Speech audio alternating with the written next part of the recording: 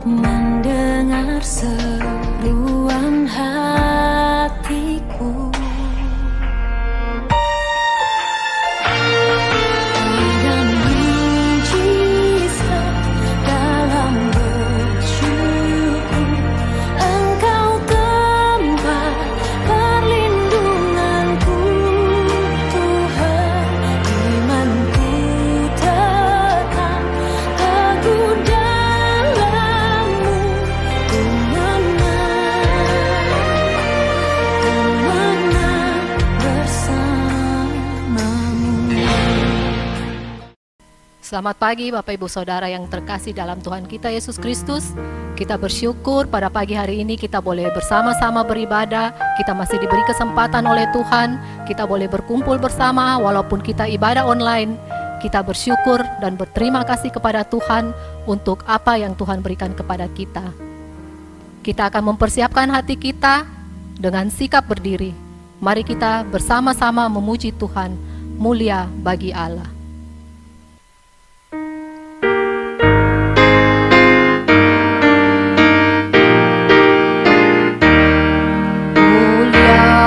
Bagi Allah kasih-Nya besar, putranya diberikan untuk kaum berdosa.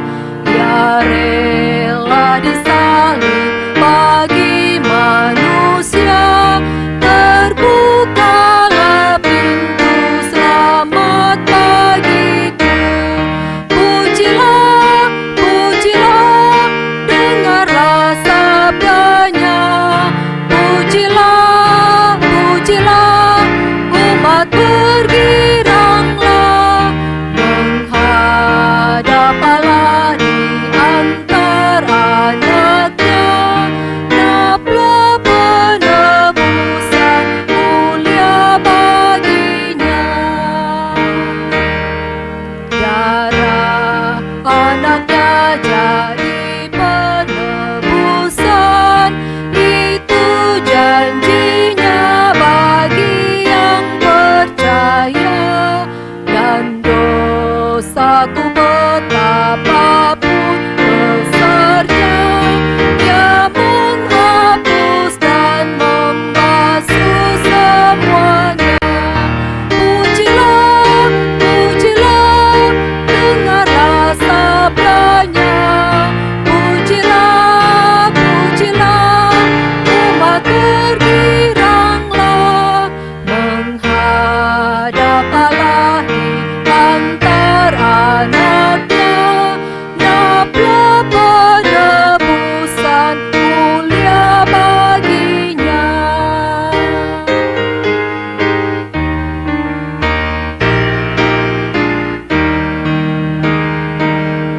Ia mengajarkanku kebenarannya, sungguh senangku di dalam putranya.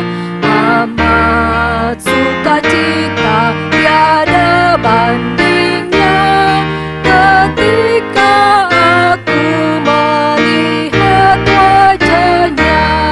Pujilah, pujilah, dengarlah sabdanya. Pujilah, pujilah, umat bergiranglah, menghadap Allah di antara anaknya. Naplah penebusan mulia baginya. Nats pembimbing kita pada pagi hari ini terambil dari 3 Yohanes 1 ayat yang keempat. Bagiku tidak ada sukacita yang lebih besar daripada mendengar bahwa anak-anakku hidup dalam kebenaran. Mari kita masuk dalam saat teduh.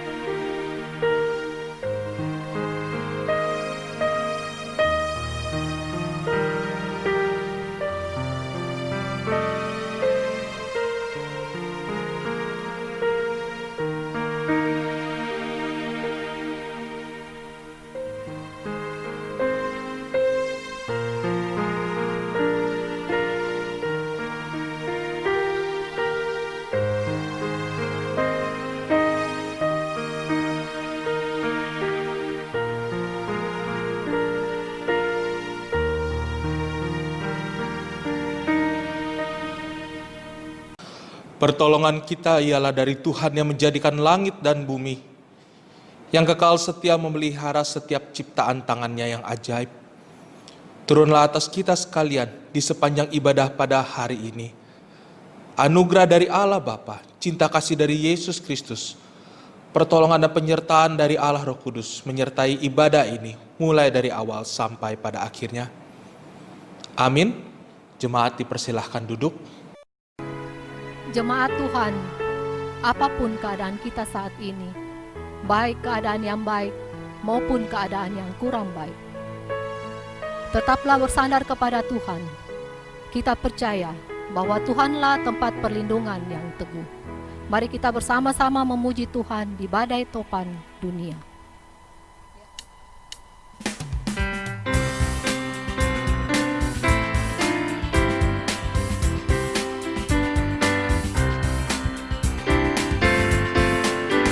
Di badai topan dunia, Tuhanlah perlindunganmu.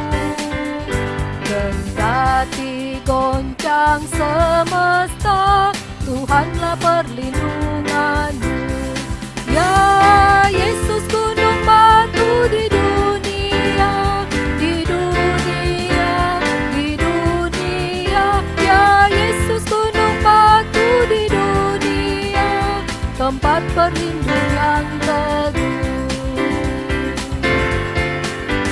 Baik siang maupun malam gelap, Tuhanlah perlindunganmu.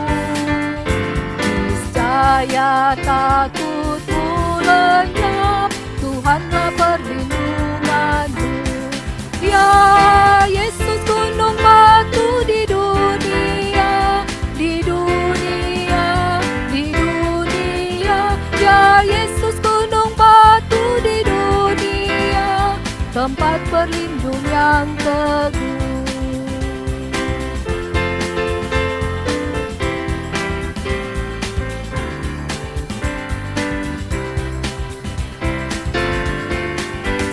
Dan biar badai menyerang, Tuhanlah perlindunganmu. Padanya kau tetap tentram, Tuhanlah perlindunganmu. Ya Yesus gunung batu di dunia, di dunia, di dunia. Ya Yesus gunung batu di dunia, tempat berlindung yang teguh. Ya gunung batu yang tetap, Engkaulah perlindunganmu. Di tiap waktu dan tempat, Engkaulah perlindunganku. Ya Yesus gunung batu di dunia, di dunia, di dunia. Ya Yesus gunung batu di dunia, tempat berlindung yang teguh. Ya Yesus gunung batu di dunia, di dunia, di dunia. Ya Yesus gunung batu di dunia, tempat berlindung yang teguh, tempat berlindung yang teguh. Jemaat Tuhan, saya undang bangkit berdiri. Kita akan bersama-sama mengikrarkan pengakuan iman rasuli. Pengakuan iman rasuli. Aku percaya kepada Allah, Bapa yang Maha Kuasa, Khalik langit dan bumi, dan kepada Yesus Kristus, anaknya yang tunggal Tuhan kita, yang dikandung dari Roh Kudus, lahir dari anak darah Maria, yang menderita sengsara di bawah pemerintahan Pontius Pilatus, disalibkan, mati dan dikuburkan, turun ke dalam kerajaan maut. Pada hari yang ketiga, bangkit pula dari antara orang mati, naik ke sorga, duduk di sebelah kanan Allah, Bapa yang Maha Kuasa. Dan dari sana Ia akan datang untuk menghakimi orang yang hidup dan yang mati. Aku percaya kepada Roh Kudus, gereja yang kudus dan am, persekutuan orang kudus, pengampunan dosa, kebangkitan tubuh, dan hidup yang kekal. Amin. Jemaat dipersilakan duduk. Jemaat, saya mengajak kita untuk memasuki doa syafaat Yang pertama kita berdoa untuk jemaat yang sakit, yaitu ada Ibu Yeni dan Ibu Helen. Kiranya Tuhan Yesus menolong untuk memulihkan keadaan jemaat kita. Dan yang kedua kita berdoa untuk anak-anak SMP, SMA ataupun yang masih SD yang akan menghadapi ujian akhir kenaikan kelas. Tuhan Yesus kiranya memberkati anak-anak remaja kita, anak-anak kita semua. Dan yang ketiga Bapak Ibu, saya mengajak kita untuk berdoa untuk keluarga kita masing-masing, seluruh jemaat GKI Gracia, untuk boleh saling mendoakan orang tua, pasangan hidupnya, boleh mendoakan anak-anaknya juga supaya boleh tetap hidup penuh kasih seperti kasih Kristus ada di dalam kita. Mari kita berdoa.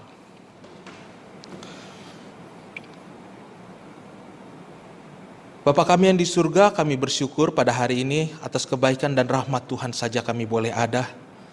Pada hari ini Tuhan kami mau berdoa untuk jemaat Tuhan yang sedang sakit.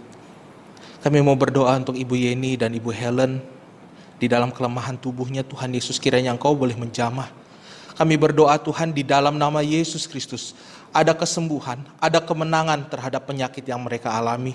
Kami berdoa untuk jemaat-jemaat Tuhan yang sedang mengalami kelemahan tubuh. Di dalam nama Yesus Kristus ada kesembuhan ilahi yang terjadi. Kami mau berdoa Tuhan, kiranya setiap jemaat Tuhan boleh tetap berharap dan memiliki pengharapan hanya di dalam Yesus Kristus. Tuhan memberkati melalui treatment pengobatan, melalui obat-obatan yang dikonsumsi, melalui makanan, melalui tenaga medis yang memberkati. Tuhan yang tolong, Tuhan Yesus yang memberkati keluarga yang mendampingi, Tuhan Yesus yang tolong dan kuatkan. Kami mau berdoa juga Tuhan untuk anak-anak kami yang SMA, SMP atau SD yang akan ujian akhir kenaikan kelas ataupun kelulusan. Tuhan Yesus yang tolong, kami bersyukur untuk anak-anak SMA yang sudah boleh lulus. Kami berdoa untuk rencana mereka mengambil perguruan tinggi, Tuhan yang pimpin, Tuhan yang tunjukkan jalan di mana mereka akan memilih perguruan tinggi yang terbaik. Kami juga berdoa Tuhan Yesus untuk segala kecukupan dana dalam pembayaran uang studi, Tuhan Yesus yang menolong segalanya. Kami mau berdoa juga Tuhan Yesus secara khusus untuk keluarga-keluarga jemaat Tuhan di GKI Gracia. Untuk setiap orang tua, untuk orang tua yang memiliki anak-anak, memiliki cucu, Tuhan Yesus yang memberkati. Kami berdoa untuk orang tua memiliki kasih kepada orang tua mereka juga, kepada anak-anak mereka, supaya kasih Kristus itu nyata. Dan secara khusus untuk setiap kami yang anak-anak, yang pernah menjadi anak, ajarkan kami untuk boleh mengasihi orang tua kami dan mengasihi saudari kami, saudara kami. Seperti Tuhan Yesus mengajarkan kepada kami kasih, bagaimana Engkau mengasihi setiap kami Tuhan. Terima kasih Bapa kami yang di surga, kiranya Engkau boleh mendengar setiap doa dan seruan kami. Kami berdoa di dalam nama Yesus Kristus. Mari jemaat Tuhan yang terkasih, saya mengajak kita bangkit berdiri. Kita berdoa seperti doa yang Tuhan Yesus ajarkan kepada kita, doa Bapa kami. Bapa kami yang di surga, dikuduskanlah namamu, datanglah kerajaanmu, jadilah kehendak-Mu di bumi seperti di surga. Berikanlah kami pada hari ini makanan kami yang secukupnya. Dan ampunilah kami akan kesalahan kami, seperti kami juga mengampuni orang yang bersalah kepada kami. Dan janganlah bawa kami ke dalam pencobaan, tetapi lepaskanlah kami daripada yang jahat. Karena Engkaulah yang punya kerajaan, dan kuasa, dan kemuliaan sampai selama-lamanya. Amin.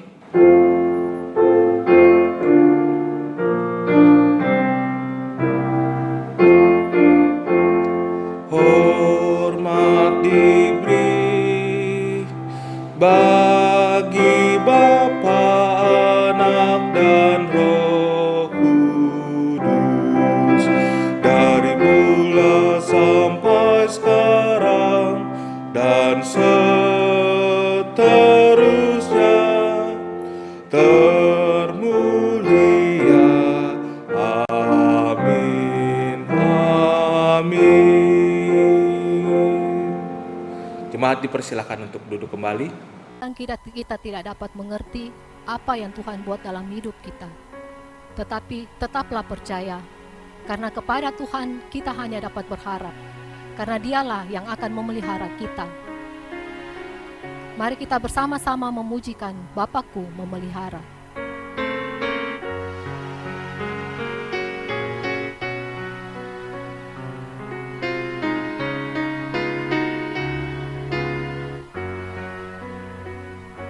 Kepada Allah aku berharap, darat atau di laut yang gelap, setiap saat waktu penat, Bapa surgawi memeliharaku.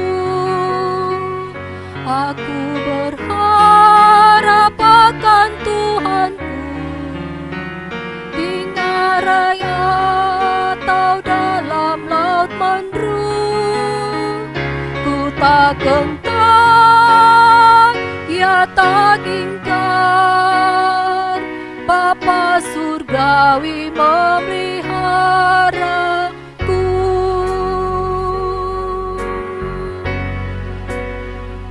Bunga di padang dipeliharanya, burung di langit pun dibimbingnya.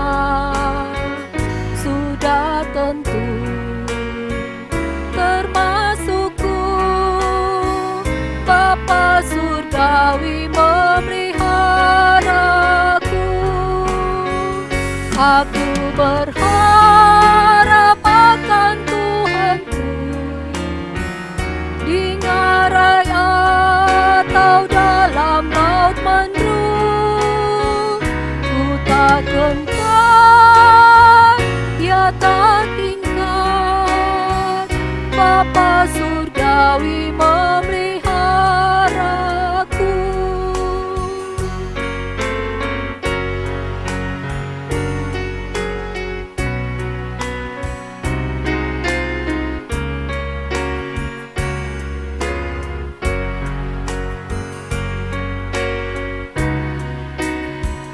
Walaupun jalanku jadi gelap, juru selamatku tak pernah lelah. Dibimbingnya aku pulang, Bapa surgawi memeliharaku. Aku berharap akan Tuhanku di ngarai atau dalam laut mendung. Ku tak gentar, ya tak ingkar, Bapa surgawi memeliharaku. Aku berharap akan Tuhanku di ngarai atau dalam laut mendung. Ku tak gentar, ya tak ingkar, Bapa surgawi memeliharaku.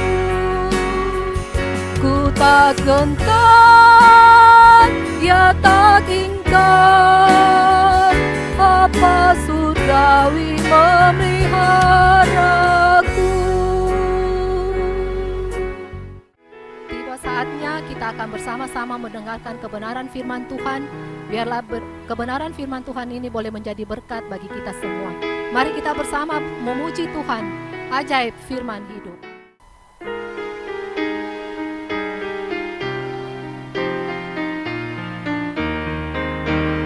Nyanyikan lagu pujian tentang firman hidup, nyatakanlah keindahan dari firman hidup.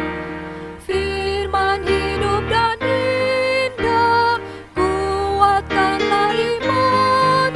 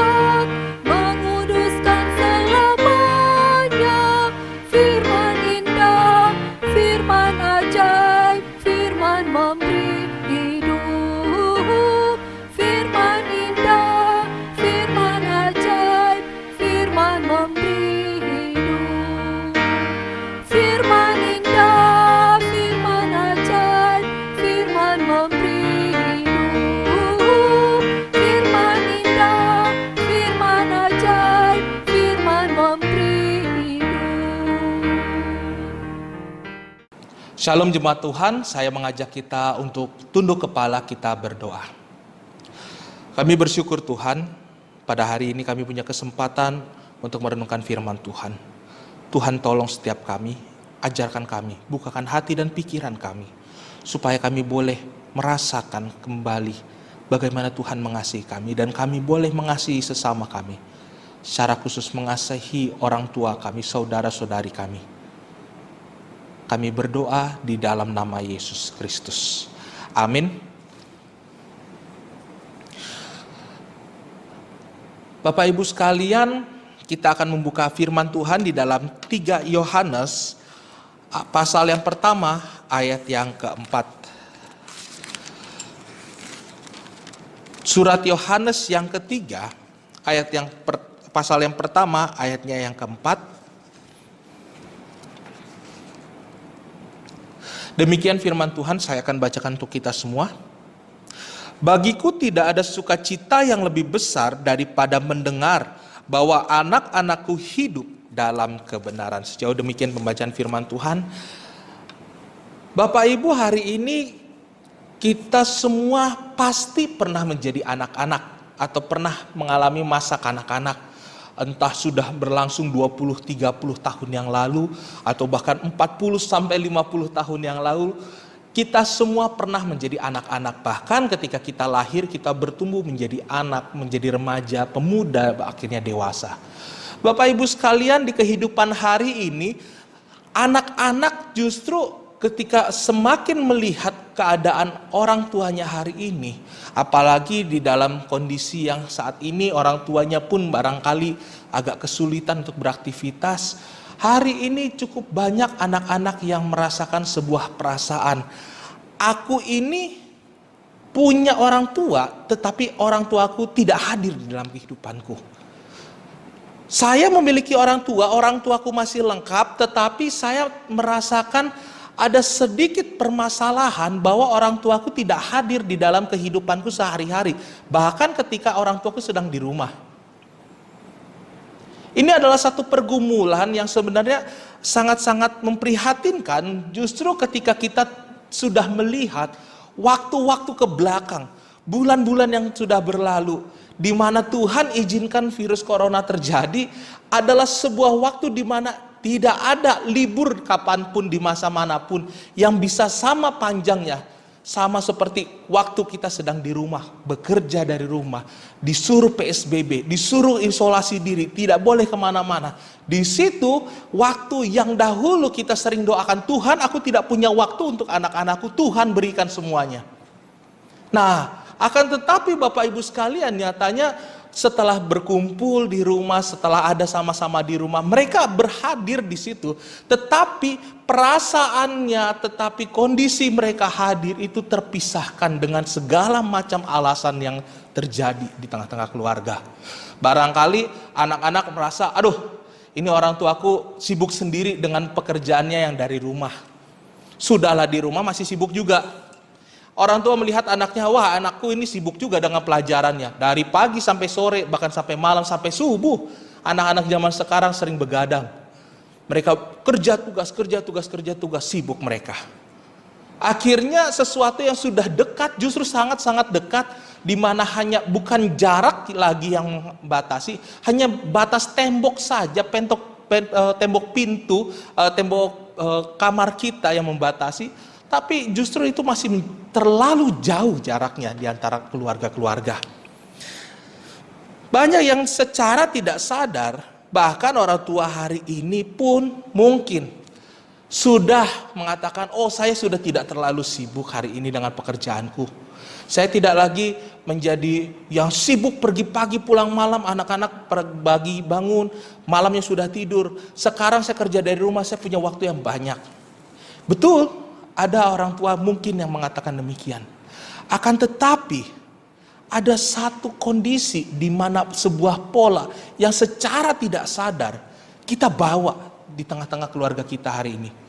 Katakanlah dahulu Bapak Ibu sekalian yang waktu masih anak-anak, yang masih kecil, Bapak Ibu punya pola asuh orang tua yang mengatakan polanya itu sangat cuek atau polanya itu sendiri-sendiri, masing-masing. Kamu harus besar, harus mandiri, harus mandiri, harus mandiri. Akhirnya lebih terbiasa bukan hanya menjadi mandiri tetapi menjadi individual atau menjadi sendiri-sendiri, terpisah-pisah. Kemudian ketika Bapak Ibu sudah dewasa, Bapak Ibu menikah, barangkali anak-anak merasakan pengalaman yang sama ketika Bapak Ibu masih muda, masih kecil. Secara tidak sadar kita perlakukan sama kepada anak-anak kita. Bapak Ibu, saya berkata bukan sebagai dalam konteks orang tua, tetapi saya mau mengajak kita melihat sebagai sebuah konteks di mana kita semua pernah menjadi anak. Di mana anak-anak itu menyimpan semua memori-memori, indahkah, burukkah, menyenangkankah atau menyakitkankah, sebagai bagian dari dirinya yang akan membuat dia nanti dewasa. Demikianlah hasilnya. Bapak Ibu sekalian, dampaknya ada banyak hal yang terjadi dengan pola-pola asuh yang kurang baik. Saya mengajak sekali lagi melihat diri kita sebagai seorang yang pernah menjadi anak. Dampaknya itu yang pertama adalah sebagai seorang anak, nyatanya banyak kok hari ini orang tua yang memiliki anak-anak tetapi orang tuanya sendiri memposisikan anaknya itu seperti orang lain, bukan seperti anak yang perlu dikasih, perlu dimengerti, perlu dipahami. Orang tuanya itu merasa, oh aku sudah memperhatikan, tetapi anaknya mengatakan, aku justru diabaikan. Di waktu yang sama, orang tua mengatakan, aku sudah perhatikan, tetapi anak berkata, aku diabaikan. Kok bisa terjadi? Yang pertama, perasaan diabaikan itu tidak menyenangkan Bapak Ibu. Sebagai seorang anak, saya pernah mengalami perasaan diabaikan oleh orang tua saya. Sekalipun saya tahu orang tua saya mengasihi dengan cara yang sebenarnya saya tidak pahami. Kalau dikatakan seperti miskomunikasi, bisa saja dibilang begitu. Tetapi miskomunikasi ini bukan berlangsung 1-2 hari. Barangkali 12 tahun, 13 tahun. Dan seingat saya, pola ini masih terus berlanjut sampai saya cukup dewasa. Sampai saya berani mengungkapkan bagaimana perasaan saya. Kondisi seperti ini, namun kelihatannya normal. Tapi bagi yang merasakan menjadi korban atau yang merasakan saya tersakiti, ini nggak normal. Ini sangat-sangat tidak menyenangkan. Yang kedua Bapak Ibu, ada satu kondisi di mana orang tua memposisikan dirinya itu adalah sebagai pihak yang benar dan tidak mungkin salah. Bapak Ibu, ini paling sering saya dengar dalam kasus-kasus antara anak laki-laki atau anak perempuan dengan ayahnya secara khusus. Saya tidak tahu mengapa ini bisa terjadi paling sering terhadap konteks laki-laki seorang ayah. Barangkali dalam pola asuh Indonesia, pola asuh budaya timur, laki-laki adalah pria, adalah orang nomor 1 di keluarga, dia adalah pemimpin. Betul, itu tidak tersangkali. Akan tetapi, adakah seorang laki-laki harus menjadi seorang yang selalu benar dan tidak boleh salah? Tidak mungkin salah. Bapak Ibu sekalian, kondisi seperti ini bisa saja membuat anak-anak atau membuat kita sendiri dulu pernah merasakan ini. Bapak selalu benar, orang tua selalu benar. Gak mungkin anak-anak zaman sekarang itu bisa mengerti. Zaman sekarang lebih besar toleransi orang tua dalam melihat kekurangan-kekurangan yang terjadi. Tetapi kalau kita rujuk ke zaman kita dahulu, orang tua selalu benar. A ya A, B ya B. Kalau tidak A, sikat habis. Bapak Ibu sekalian, ini adalah satu kondisi yang sebenarnya menyakitkan. Ketika sebenarnya anak kita atau kita sendiri, diri kita sendiri itu benar, tetapi tersangkali oleh perkataan orang tua pasti benar, itu menyakitkan. Atau juga Bapak Ibu, hal yang ketiga yang bisa saja terjadi di tengah-tengah keluarga hari ini, sebagai seorang anak, mampukah kita berbahagia ketika tahu orang tua kita tidak bangga atau tanda kutip tidak terlalu sayang, dengan alasan pernahkah kita merasa dibandingkan dengan orang lain? Bapak Ibu, ini adalah satu perasaan yang sangat menyakitkan ketika kita tahu orang tua membandingkan kita dengan anak orang lain. Saya pernah menonton sebuah tayangan di YouTube, bagaimana anak zaman sekarang, mungkin dia adalah pemuda usia 18-19 tahun, dia membuat sebuah video, dia mengatakan, sebagai seorang anak, kalau misalnya anaknya dibanding-bandingkan, kenapa nggak bilang aja sama orang tuanya, ya sudah lahirin aja anak sana, memang saya pernah milih untuk lahir dari kamu. Bapak Ibu sekalian, pernyataan itu lahir bukan hanya sekedar karena sebuah guyonan, tetapi itu bisa saja terjadi kepada kita. Bedanya, zaman dulu barangkali kita tidak terlalu berani untuk menyangkali perkataan orang tua kita. Tetapi hari ini, kita tumbuh dengan banyak kesakitan yang barangkali belum terselesaikan. Alhasil Bapak Ibu sekalian, banyak dari kita atau orang tua kita atau anak-anak kita hari ini mencari sebuah pelampiasan yang bukan pelampiasan yang baik, bukan pelampiasan yang positif. Seringkali justru kita melihat anak-anak zaman sekarang mencari pelampiasan dari game, media sosial, pergaulan yang segala sesuatunya berusaha sebisa mungkin terpisah dari dunia orang tuanya. Kondisi ini berusaha dia adakan, dia kondisikan supaya dia terpisah dari orang tuanya. Padahal ketika Tuhan menciptakan sebuah keluarga, keluarga artinya menjadi satu, bersama-sama menjadi satu. Tetapi dengan kondisi yang terjadi, anak memutuskan bagaimana caranya aku bisa memisahkan diri. Bapak Ibu sekalian, banyak hal yang terjadi. Zaman sekarang mungkin game, media sosial dan lain halnya. Zaman dahulu mungkin kita lebih lihat ekstrimnya. Barangkali tahun-tahun 2010, tahun 2000-an ke bawah, itu mengenai geng motor segala macam itu banyak terjadi karena banyak orang tua yang kehilangan perannya, yang kehilangan kendalinya. Dia pegang tali, tetapi apa yang terikat di ujung tali itu sudah terlepas. Bapak Ibu sekalian, kondisi seperti ini sangat-sangat mengecewakan. Apalagi jika kita sebagai anak kecewa dengan orang tua kita di dunia dan kita tidak punya sahabat yang bisa menjadi tempat kita cerita. Ini terjadi Bapak Ibu sekalian. Hal ini bisa terjadi kepada setiap kita dan mungkin saja sudah terjadi jika Bapak Ibu berusaha mengkorek-korek memori yang lalu. Nah, jika kondisi yang demikian, bukankah kita sebenarnya memiliki orang tua, tetapi kita hidup seperti tidak ada orang tua? Kita kehilangan satu kondisi di mana orang tua yang harusnya hadir, bukan hanya sekedar hadir secara fisik, tetapi kehadiran keseluruhan dirinya, perasaan, pikirannya, perhatiannya kepada anaknya. Justru itu menghilang, hilang dan tertolak. Bapak Ibu sekalian, kondisi seperti ini bisa saja terjadi pada setiap kita. Efeknya itu beragam sekali. Bisa saja kita menjadi orang yang sangat-sangat tidak mengerti empati. Bisa saja kita menjadi orang-orang yang begitu keras. Keras bukan berarti dalam hal yang positif, tetapi keras menjadi batu.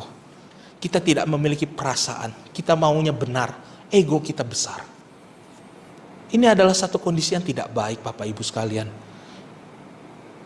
Namun saya mau sekali lagi mengajak, mari kita lihat.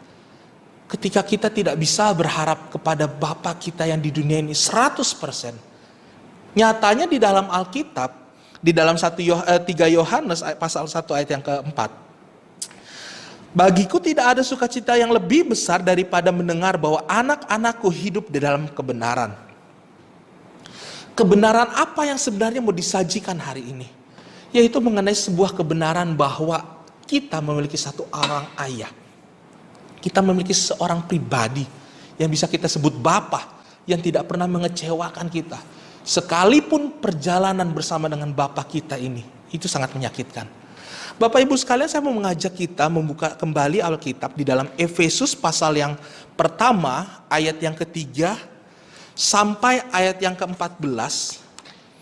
Namun kita akan membaca hanya sampai ayat yang ke-9 saja. Efesus pasal yang pertama, ayat yang ketiga sampai ayat yang ke-14, namun kita hanya membaca ayat 3 sampai ayat yang ke-9. Saya akan bacakan untuk kita semua. Terpujilah Allah Bapa Tuhan kita Yesus Kristus yang dalam Kristus telah mengaruniakan kepada kita segala berkat rohani di dalam surga. Sebab di dalam Dia Allah telah memilih kita sebelum dunia dijadikan supaya kita kudus dan tak bercacat di hadapannya. Dalam kasih Ia telah menentukan kita dari semula oleh Yesus Kristus untuk menjadi anak-anak-Nya. Sesuai dengan kerelaannya, kehendaknya, supaya terpujilah kasih karunia-Nya yang mulia yang dikaruniakannya kepada kita di dalam Dia yang dikasihinya. Sebab di dalam Dia dan oleh darahnya kita beroleh penembusan, yaitu pengampunan dosa menurut kekayaan kasih karunia-Nya yang dilimpahkannya kepada kita dalam segala hikmat dan pengertian. Sebab itu telah menyatakan rahasia kehendaknya kepada kita sesuai dengan rencana kerelaannya, yaitu rencana kerelaan yang dari semula telah ditetapkannya di dalam Kristus. Sejauh demikian pembacaan firman Tuhan. Bapak Ibu sekalian, kalau kita sudah membaca teks yang tadi, ketika kita melihat bahwa sebenarnya Allah ini hadir di dalam kehidupan kita itu bukan hanya sebagai seorang Tuhan, ruler, penguasa. Dia adalah pencipta, Dia adalah ini segala macam. Justru kehadiran yang paling terasa di dalam kehidupan sepanjang sejarah Alkitab sampai kehidupan hari ini adalah Allah sebagai seorang Bapa. Mengingat perjalanan Israel, Bapak Ibu sekalian, jauh sebelumnya, kembali ke zaman bapak-bapak mula-mula, bapak-bapak Abraham yang pertama sekali, orang-orang yang paling dahulu, Abraham, Nuh. Seorang Bapa, seorang Allah hadir di dalam sosoknya, bukan hanya sebagai seorang penentu kepada Nuh, aku menentukan ini, aku akan menentukan ini, aku akan menentukan itu. Tetapi Allah datang sebagai pemberi berkat rohani di dalam surga. Ketika Abraham dijanjikan oleh Allah, aku akan memberkati keturunanmu, aku akan menjaga kamu, aku akan melindungi kamu, aku akan membawamu kepada tanah di mana tanah itu banyak madunya, banyak kebaikannya, banyak segala sesuatu yang aku persiapkan terbaik untukmu. Yang paling pertama, Allah sebagai pemberi berkat. Ini adalah sebuah kenyataan di mana Allah kita paling pertama itu memberkati kita. Ia mengasihi dan memberkati kita. Ia mengasihi dan melindungi kita. Ia mengasihi dan hadir bersama-sama dengan kita. Makanya ketika Allah berjanji bukan hanya ketika Allah jauh di surga sana. Dia berjanji hadir bersama dengan Abraham di dalam perjalanannya. Kepada bangsa Israel mula-mula keluar dari tanah Mesir. Pasca pemanggilan Musa, ketika Musa pertama kali menjalankan semua perintah Allah kepada Firaun, diberitakan segala macam tulah bahwa kalau kamu tidak lepaskan Israel, engkau akan kena sengsara. Allah ini sedang melindungi sebagai seorang bapa yang mengasihi anaknya. Anaknya itu Israel. Allah ini akan marah sekali kalau anaknya terus-menerus diganggu dan dianiaya oleh bangsa Mesir. Musa menyampaikan sebuah pesan di mana seorang bapa sedang bersiap-siap mengepal tangannya untuk menghancurkan sebuah bangsa oleh karena anaknya diganggu. Oh, Bapak Ibu sekalian, ini sebuah kehadiran yang luar biasa yang justru kalau kita sebagai anak melihatnya, wah luar biasa ya. Nyatanya Bapak Ibu, seringkali kita memposisikan diri kita sebagai anak itu melihat segala sesuatu yang Tuhan lakukan sebagai sebuah kewajiban. Loh, lah iya, itu kan Tuhan. Wajib dong bikin begini, wajib dong jaga kami, wajib dong memberkati kami.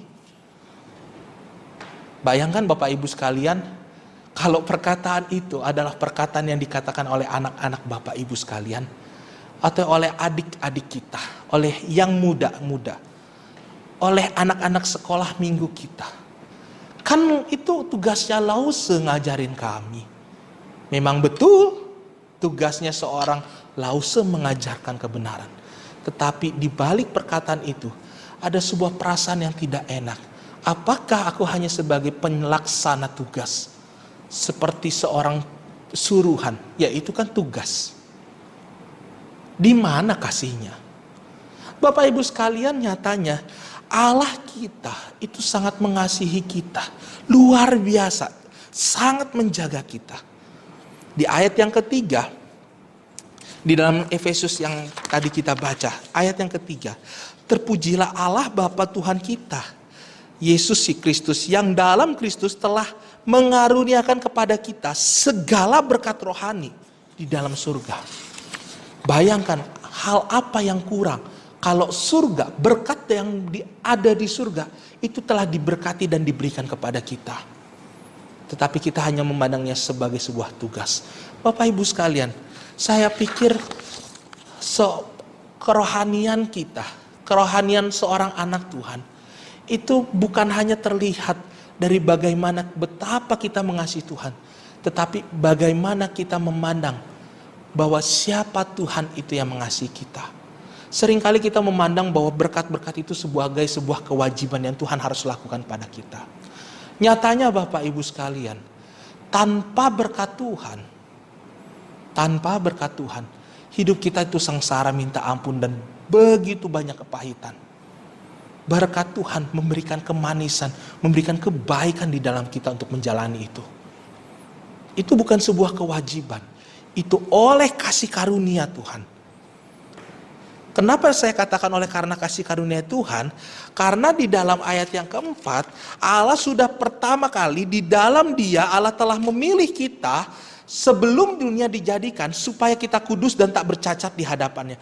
Dalam kasih-Nya, Ia telah menentukan kita dari semua oleh Yesus Kristus untuk menjadi anak-anak-Nya sesuai dengan kerelaan kehendak-Nya. Jadi bukan karena sebatas sebuah kewajiban, tetapi ini berdasarkan kerelaan kasih-Nya, berdasarkan bagaimana Tuhan mau memberikan kepada kita. Begitulah kasih Allah, Bapa, orang tua yang kita miliki, orang tua sejati kita kepada kita. Sebagai seorang anak, saya berpikir, saya mengajak kita semua, bukankah kita melihat, memandang Tuhan bukan dari berkat-berkatnya saja, tetapi memandang mengapa Allah mau memberikan begitu besar berkat. Bahkan dikatakan seluruh berkat di dalam surga kepada kita. Karena kasih. Itu yang pertama Bapak Ibu. Karena seorang kita, pribadi diri kita, sangat dikasih Tuhan. Oleh karena Yesus Kristus telah mati dan berkorban bagi kita. Tuhan sangat mengasihi kita. Tuhan memandang pengorbanan Kristus. Oleh karenanya kita menjadi berarti dan disebut anak-anaknya. Yang kedua Bapak Ibu sekalian, di dalam ayat yang kelima, dalam Efesus pasal yang pertama ayat yang kelima, dalam kasih-Nya Ia telah menentukan kita dari semula oleh Yesus Kristus untuk menjadi anak-anak-Nya, sesuai dengan kerelaan kehendak-Nya, supaya terpujilah kasih karunia-Nya yang mulia, yang dikaruniakannya kepada kita di dalam Dia yang dikasihinya. Bapak Ibu sekalian, ada seorang anak kecil yang ketika saya di Bandung itu saya kenal. Anak ini waktu dia masih kanak-kanak, dia memiliki sebuah kondisi hyperaktif. Anak ini tidak bisa diam ketika di gereja. Orang tuanya seringkali mengatakan, saya sudah pusing, saya sudah jengkel sekali sama anak ini. Saya tidak bisa menasihati dia, saya tidak bisa kasih tahu dia. Anaknya bukan terbelakang mental, tetapi dia hyperaktif. Ada sebuah tenaganya itu berlebihan. Ketika di gereja tidak bisa tenang, ketika mendengarkan firman Tuhan dia lari ke sana, lari ke sini, dan dia tidak hiraukan perkataan orang. Satu kali Bapak Ibu sekalian, ibu ini tidak datang ke gereja sama dengan anaknya. Anaknya ini biasanya ketika di gereja itu pasti gereja rame, entah ketawa-ketawa, ada orang-orang lihat laku anaknya, ataupun barangkali ada yang jengkel karena anaknya ini berisik, mengganggu begitu. Tapi satu kali ketika anak ini tidak datang, ada sebuah perkataan yang sebenarnya sangat-sangat tidak mengenakan terjadi. Untungnya dia nggak datang, jadi sedikit lebih tenang. Bapak Ibu sekalian, saya mau berpikir seandainya anak itu mendengar perkataan itu. Seandainya sebagai seorang anak dia mendengar bahwa kehadiranmu itu tidak dinantikan, tidak dirindukan, tidak disenangi di situ. Padahal dia di dalam sebuah kondisi yang sebenarnya dia sendiri masih anak-anak, dia tidak bisa kontrol itu semuanya. Dia hanya menjalani semuanya dengan demikian. Bagaimana perasaannya? Bapak Ibu sekalian, perkataan ini bukan hanya satu orang, tetapi perkataan ini diiyakan oleh beberapa orang. Bahkan mereka ada yang ketawa, iya ya betul ya begini segala macam. Bapak Ibu sekalian, itu sebuah perkataan yang sebenarnya menyakitkan jika terdengar dengan anak itu. Saya hanya sepintas mendengar, saya tidak menegur mereka atau bagaimana. Saya hanya membiarkan karena saya sendiri tahu bahwa sebenarnya anak itu bukan karena dia keinginannya untuk ganggu segala macam. Tetapi ada satu kondisi di mana dia tidak bisa kendalikan. Saya lihat anak itu tumbuh ceria di dalam sekolah minggu. Saya bersama-sama dengan anak ini selama 1 tahun. Di dalam pelayanan saya selama berarti 52 minggu. 104 hari karena Sabtu dan Minggu saya ketemu dengan anak ini. Bapak Ibu sekalian, anak ini bertumbuh terus menerus. Tetapi semakin lama dia semakin sulit untuk dikendalikan. Kenapa? Karena cara-cara orang-orang di sekitarnya berusaha mengendalikan dia dengan cara yang keras. Otoritas selalu benar. Mereka tidak berusaha memahami kondisi anak ini. Yang terjadi apa? Anak ini bukannya semakin tenang. Justru semakin lama saya memperhatikan anak ini jadi justru semakin cengeng. Sering menangis, dan ketika menangis dia meronta-ronta seperti habis dipukul atau dicubit. Padahal hanya seperti ditegur, kamu gak boleh begini, kalau misalnya kamu begini segala macam. Bapak Ibu sekalian, perkataan selalu benar dari orang yang lebih dewasa, dari orang yang lebih tua dari kita itu menyakitkan. Bahkan ketika di dalam kondisi, apalagi ketika kita benar, tetapi disangkali, oh kamu salah. Ini sebuah perasaan yang tidak menyenangkan Bapak Ibu sekalian. Akan tetapi kalau kita melihat kehidupan kita sebagai seorang anak, kita memiliki Bapak yang tidak semena-mena menyatakan bahwa aku benar dan kamu salah, kamu harus ikut aku supaya aku berkati. Tidak. Justru kalau kita melihat perjalanan Bapa kita yang di surga bersama dengan kita, itu sangat-sangat lemah lembut dan penuh kasih. Ingatkah kita di dalam perumpamaan seorang anak yang hilang? Seorang anak yang menjual harta bapaknya. Ia pergi menjual harta bapaknya yang masih hidup. Itu adalah sebuah perkataan yang sangat-sangat menyakitkan bagi orang tua. Ketika orang tua masih hidup, minta harta warisan. Artinya dia berharap orang tuanya cepat mati saja. Supaya apa? Dapat warisan. Tetapi orang tuanya memberikan setengah dari apa yang dia miliki untuk anaknya. Anaknya pergi keluar, dia berfoya-foya, dia menghabiskan segala uangnya. Bahkan dia sampai terpuruk miskin. Ia berusaha mencari kerja supaya bisa mengisi perutnya yang kosong karena kehabisan uang, gak bisa makan. Dia berusaha makan makanan babi. Pemilik peternakan mengusir dia karena dia akan merugikan. Justru ketika semua orang sudah menolak dia, dia yang paling pertama menolak bapaknya. Dia berjalan kembali ke rumah. Ketika di dalam perjalanan kembali ke rumahnya, ia sudah berpikir di dalam hatinya, ya sudahlah aku pulang, terserah aku mau dikata-katai apa sama bapakku, terserah papaku mau maki saya kah, mau hina saya, mau katakan memang kau anak yang kurang ajar, kau sudah jual, kau sudah suruh saya mati sebelum waktunya, memangnya kau Tuhan begitu. Akan tetapi anaknya sudah berpikir lebih baik aku menjadi pembantu atau pekerja. Yang penting aku bisa makan. Kondisi yang setengah mati oleh anak ini rasakan. Dia datang berjalan dari kejauhan. Bapaknya sudah lihat. Bapaknya berlari. Bapaknya mengejar dia. Dan bapaknya bukan menghardik. Bukan memukul. Bukan menampar. Bukan menghina. Tetapi memeluk. Bapaknya tahu nggak perlakuan anaknya ini salah? Sudah dari pertama sekali, bapaknya sudah tahu. Tetapi bapaknya memilih bukan untuk menjadi hakim terhadap anaknya. Bukannya kau pasti salah, memang itu anak salah. Tetapi ia memilih untuk mengasihi, membiarkan anaknya supaya belajar. Tetapi ketika anaknya sudah tahu, aku datang Pak, aku minta maaf, aku mengasihimu. Itu jawaban ayahnya. Bapak Ibu sekalian, seorang ayah yang baik yang digambarkan di dalam kisah perumpamaan oleh Tuhan Yesus, itu menggambarkan orang tua kita di surga. Ia tidak pernah menghakimi kita. Ia tidak pernah menuduh kita. Ia tidak pernah mengungkit-ungkit kesalahan kita. Ia tidak pernah memanaskan hati kita dan membuat kita tersungkur berhari-hari, berbulan-bulan, bertahun-tahun. Oleh karena Allah benci sama kita. Tidak pernah sekalipun Alkitab mencatat Allah benci kepada orang-orang yang sudah menyakitinya. Justru karena Yesus Kristus, anak yang tunggal menjadi penebusan kita, itulah yang mendinginkan hati Allah. Itulah yang membuat Tuhan Yesus menceritakan sebuah perumpamaan di dalam kematian Yesus Kristus. Allah yang mencari. Di dalam Mazmur 23 ayat 1, Tuhan menggambarkan dirinya sebagai gembala.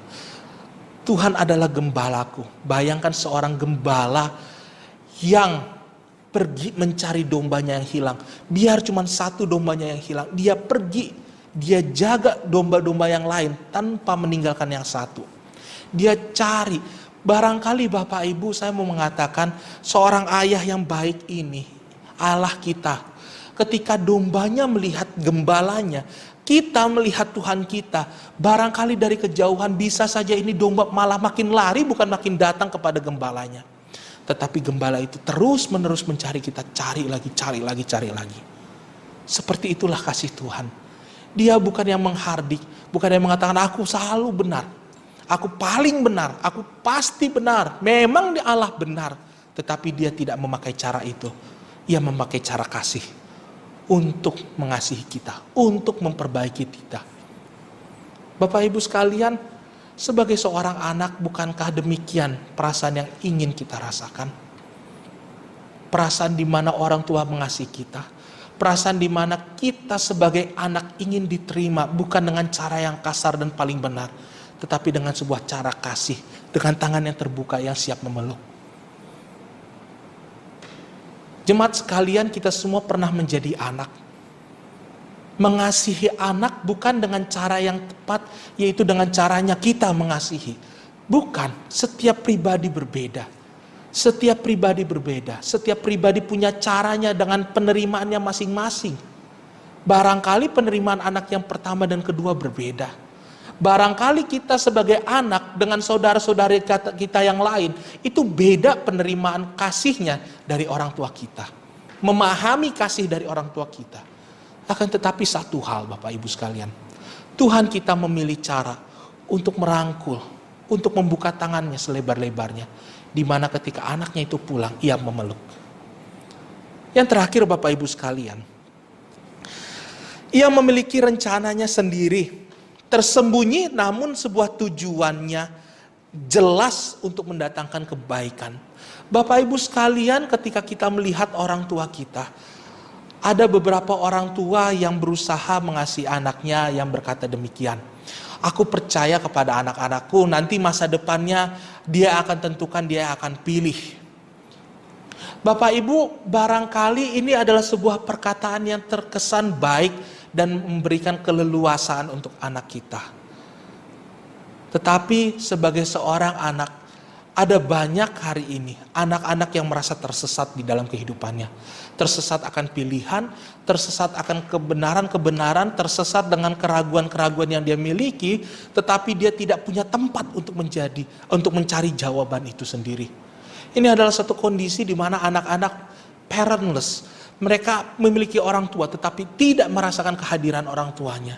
Anak-anak merasakan, aduh aku segala sesuatunya sendiri, bagaimana ini? Kalau aku salah, ya aku yang salah.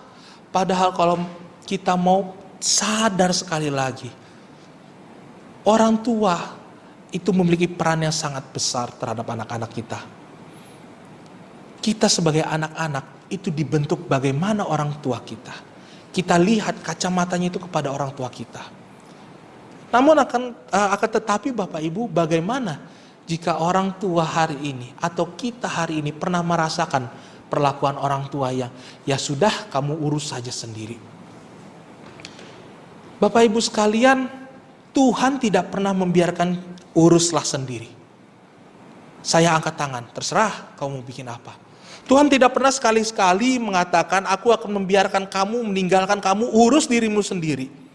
Sebab di dalam Dia, Efesus 1 ayat yang ke-7, di dalam Dia dan oleh darahnya kita beroleh penebusan, yaitu pengampunan dosa menurut kekayaan kasih karunia-Nya, yang dilimpahkannya kepada kita dalam segala hikmat dan pengertian.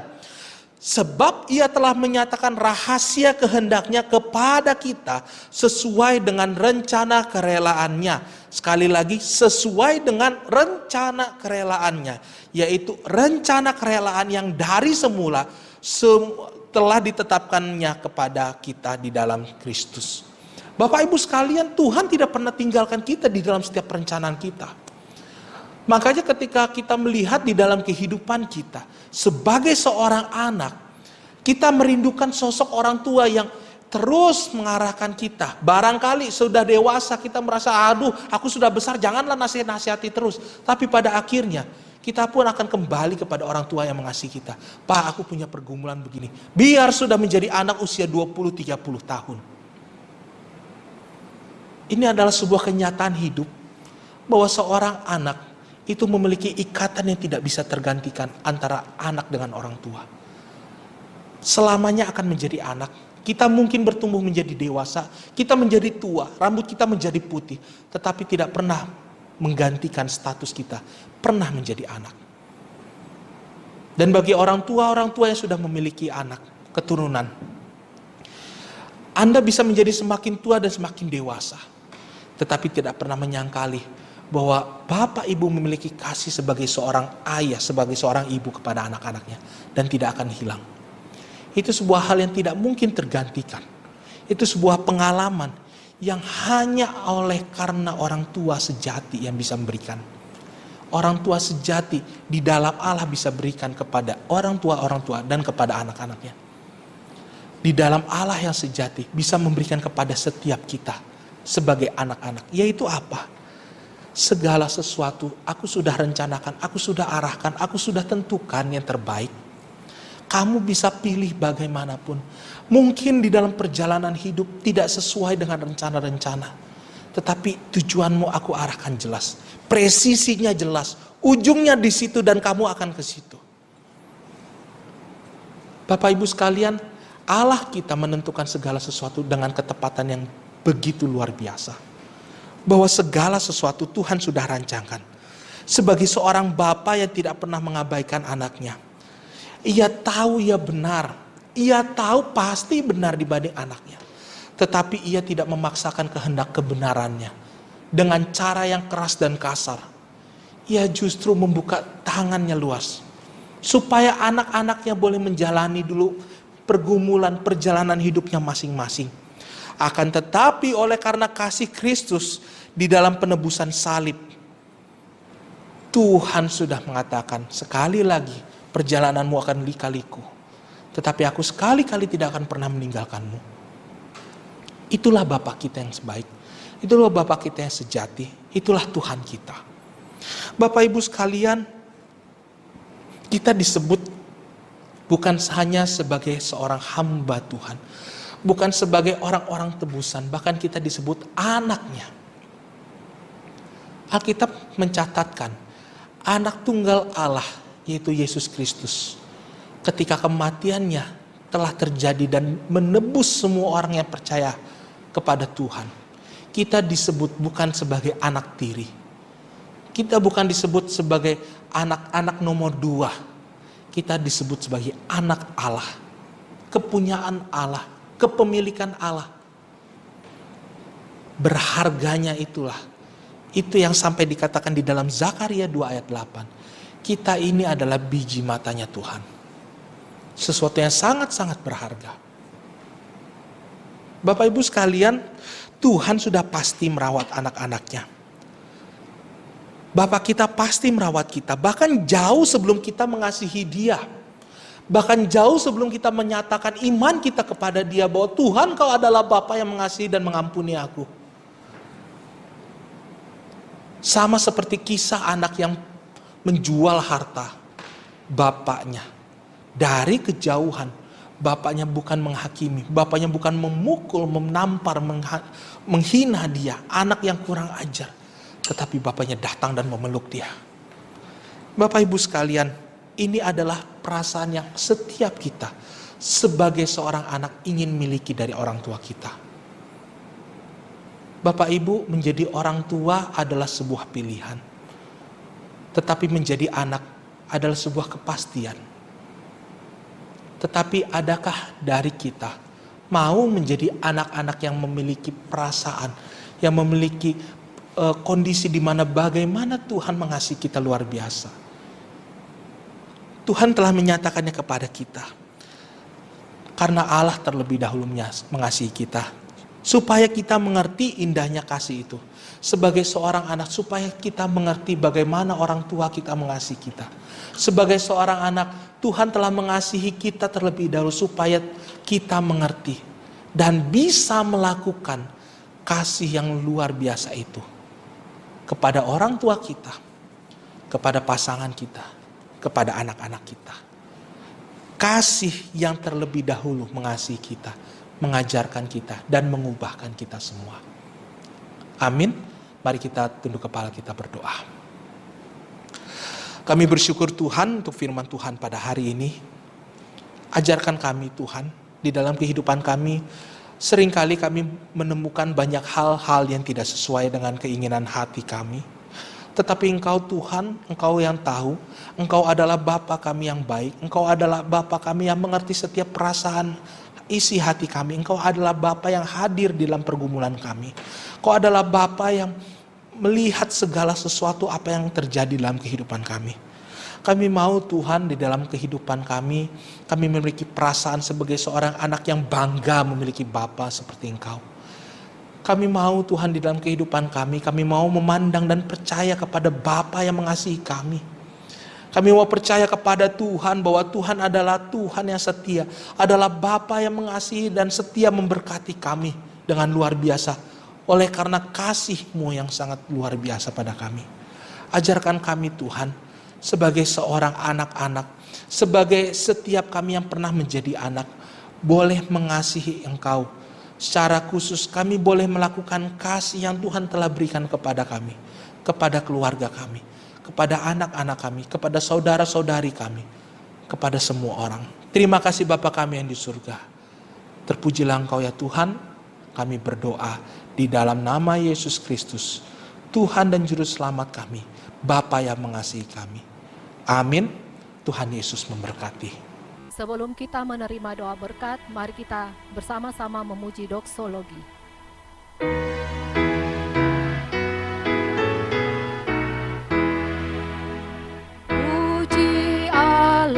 Bapa Putra, puji Allah Roh Kudus, ketiganya yang esa.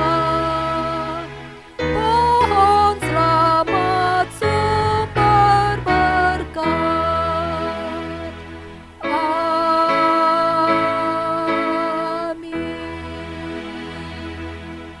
Jemaat yang terkasih, arahkanlah hatimu dan terimalah berkat daripada Tuhan. Kasih karunia dari Allah Bapa, cinta kasih dari Tuhan kita Yesus Kristus, pertolongan penyertaan dan kuat kuasa dari Allah Roh Kudus memampukan kita semua untuk menjadi anak-anak yang memiliki pengharapan kepada orang tua kita yang sejati, yaitu di dalam Allah kita, di dalam Tuhan Yesus. Berkat dari Allah Tritunggal menyertai kehidupan kita sekalian, mulai dari hari ini sampai selama-lamanya. Amin.